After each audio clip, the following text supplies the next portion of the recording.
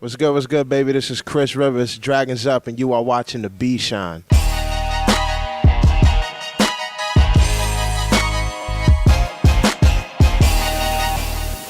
Like I did have a lot of exposure growing up with my pops rapping in the studio and stuff like that, but he died when I was 6.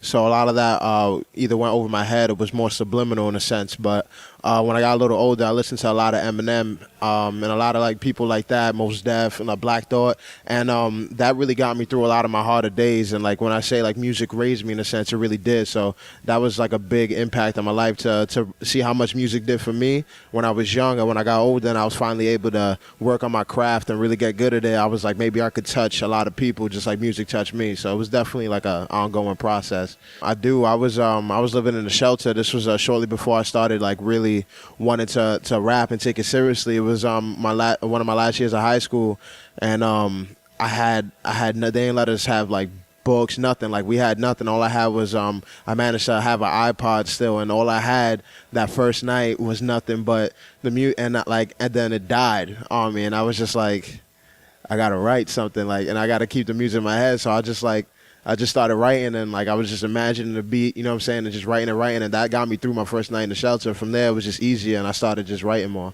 They're very supportive, you know what I'm saying. My mom dealing with it with my father, she knows how difficult it could be and stuff like that. So that's probably her only, con in her mind. But she definitely is very supportive. So are my sisters and my whole family. Really, they very proud and happy that I'm making a lot of progress, and they're just very supportive. Yeah.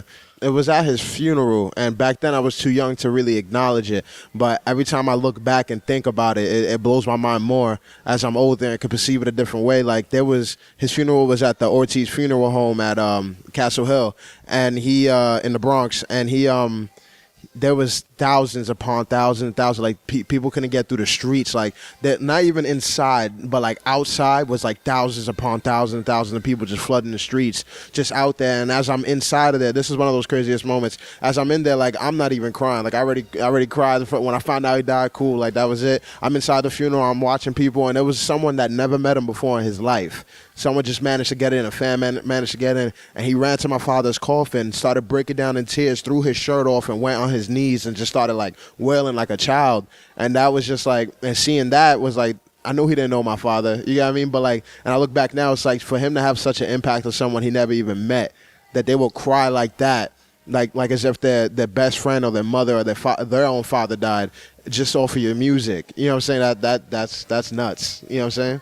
Oh man, a lot of it is the actual completions of the tapes. Like it's cause I got 2 tapes out, Wonderland of Misery 1 and Wonderland of Misery 2, both on datpiff.com, free download. And it's like it's a lot of work, you know what I mean? A lot of the people that I meet, like Styles, Vinny Paz, Terminology, like all these people, like forging those relationships are awesome, and those are a lot of moments I hold dear. But the actual completion, that final day in the studio, usually I don't get out till like the next day, after the next day, because we're finalizing everything. But after I sit down and everything's done, and I'm so sleep deprived and been working ridiculously hard, and then to finally see it as like a hard copy, or to like see it finally completed, like. And it happened twice already, and each time is even more like euphoric than the next. And it's really dope to see your work like out there and people loving it. So like it's a really dope experience when you get to put out a project, a work of art.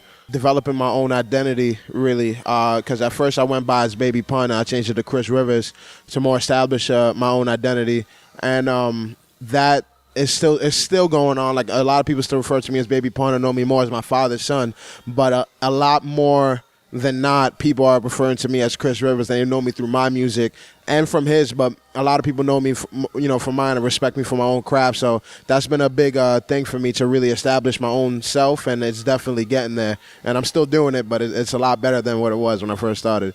There's a lot of people that like, even on this tape, there's a skit. It's called the Destroyer skit, and it talks about a lot of depression and stuff like that, because I dealt with that growing up. And when you deal with a lot of things, oftentimes you feel like you're alone. But through my music and a lot of people that heard the tape, they came to me saying like, yo, I felt that too. I'm so happy that I finally heard somebody else do it.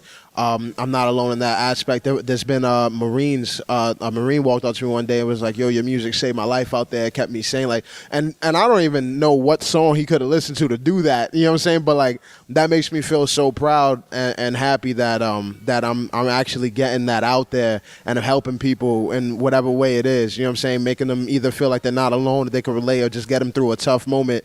It's really awesome, honestly. I do take a lot from my father still, and seeing I'm on a bus or the train and I see people with tattoos of him on their flesh.